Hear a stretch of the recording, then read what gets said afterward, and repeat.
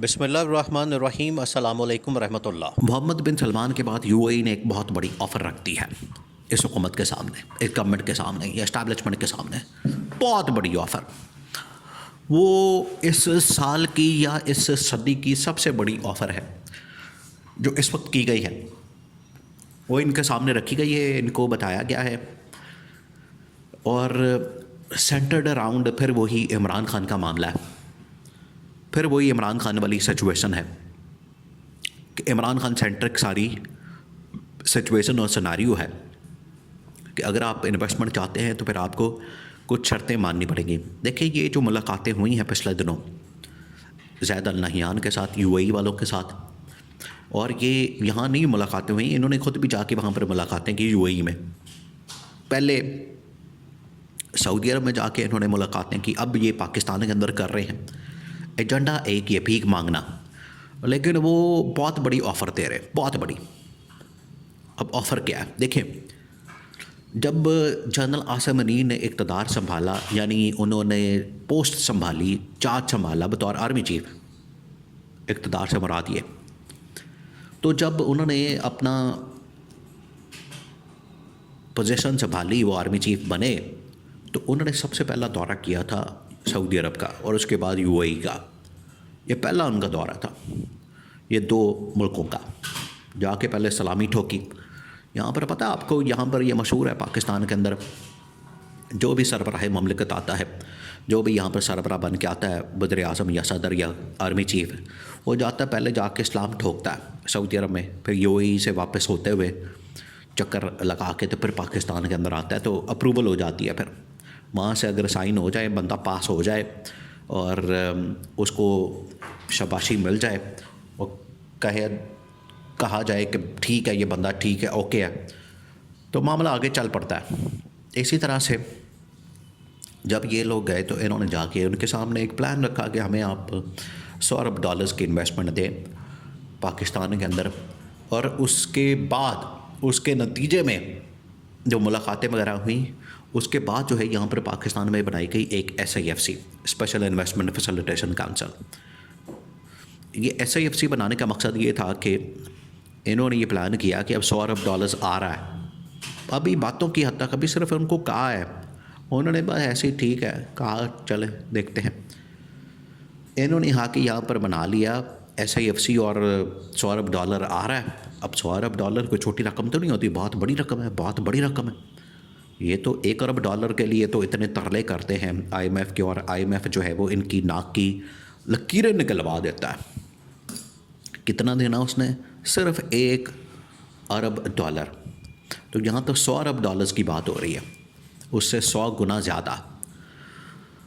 तो यहाँ पर इन्होंने कहा कि SIFC बनाते हैं, और ये इन्होंने बना दी, और फिर उसके बाद ना पैसा आया, ना तेला आया, ना इन्वेस्टमेंट आई, ना सरमायाकारी आई। $100 अरब तो दूर की बात है, $1 भी नहीं आया। वो 2.5 साल हो गए उधर का उधर ही मामला फंसा हुआ। अब ये यूएई वालों के सामने मामला रखा क्या, जब लास्ट मुलाकात हुई शहबाज शरीफ की, उसके बाद अब ये जो पाकिस्तान के अंदर मुलाकातें हो रही हैं, इसमें ये मामला रखा गया उसके सामने, यूएई के सरबराह के सामने। उसने कहा कि ठीक है, मैं आपके मुल्क के अंदर इन्वेस्टमेंट सोचता हूँ, लेकिन ऑफ़र पकड़े आप पहले। अब ऑफ़र चेक करें आप, कितनी बड़ी ऑफ़र उसने किया। उसने कहा कि ये लें, ये टेबल के ऊपर $100 अरब ब्लैंक चेक, खुद ही भर के $100 अरब का आप रख लें अपने पास, हमारे बैंक से पैसा आपके मुंतकिल हो जाएगा, आ जाएगा, कोई मसला ही नहीं, कोई टेंशन ही नहीं। लेकिन साथ में हमारी कुछ कंडीशंस हैं। अब कंडीशन सुने। कंडीशंस के अंदर उन्होंने ये रखा है कि आपने सबसे पहले मुल्क के अंदर स्टेबिलिटी लाएं, जाली मैंडेट ख़त्म करें, जिसका जो मैंडेट उसको वापस करें, और इमरान खान की रिहाई। ये फिर उन्होंने, अच्छा, ये जो मैसेज होता है ये इनडायरेक्ट पहुंचाया जाता है, डायरेक्ट नहीं दिया जाता, वो डायरेक्ट बात नहीं करते। उसकी वजह यह है कि फिर वो मामला जो है वो रियासत के अंदर मुदाखलत का, मुल्क के अंदर मुदाखलत का हो जाता है। वो कहते हैं ठीक है, फिर मुदाखलत आप ना करें, इस मामले के अंदर आप इस चक्करबाजी में ना पड़े, आप इस चक्कर के अंदर ना आएँ कि हमने कोई यहाँ पर मुदाखलत करनी है।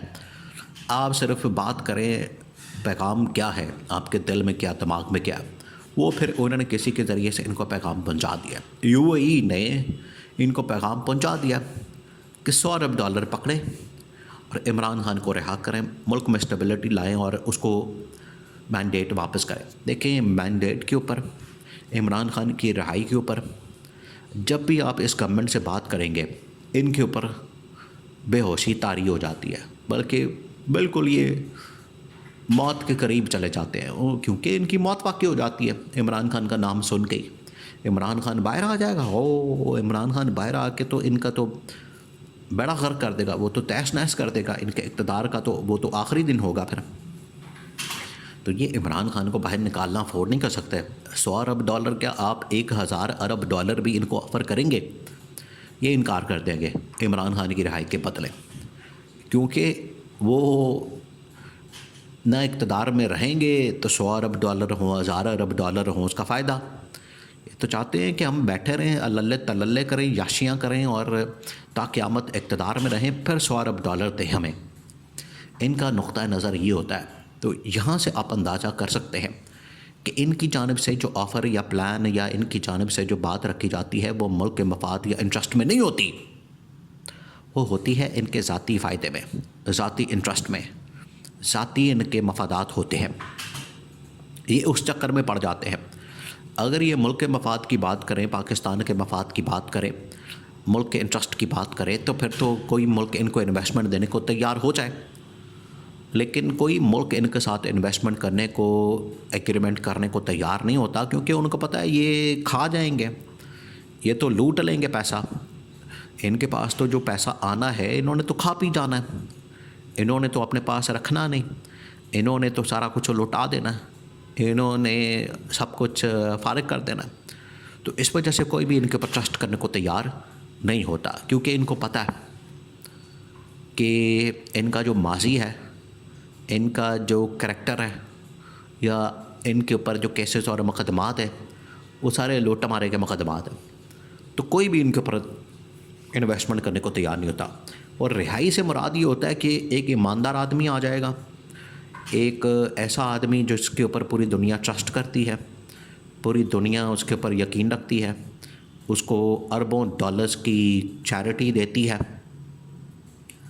तो उसको तो हम इन्वेस्टमेंट दे सकते हैं, लेकिन इनको हम इन्वेस्टमेंट नहीं दे सकते। ये असल टोटल डील का मकसद होता है कि इमरान खान को छोड़ेंगे तो फिर इन्वेस्टमेंट होगी। तो ये मुल्क की बेहतरी अगर चाहते हैं तो फिर इन्हें ये करना पड़ेगा, नहीं तो फिर जो हाल हो गया मुल्क का वो सबके सामने है।